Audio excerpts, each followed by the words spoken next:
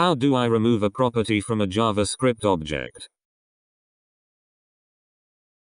Say I create an object as follows. var my object equals irc event equals string, method equals string, regex equals string. What is the best way to remove the property regex to end up with new my object as follows?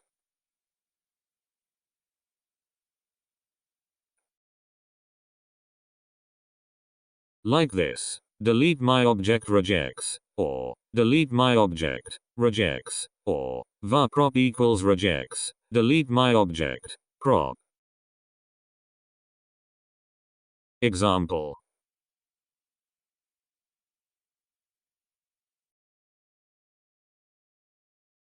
Note that delete returns false when a property cannot be deleted.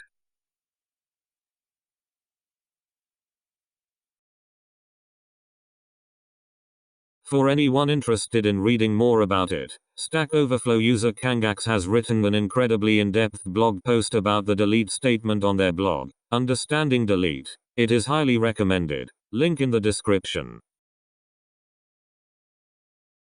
Thanks for watching. Subscribe to learn JavaScript. We have a number of awesome tutorials in the works.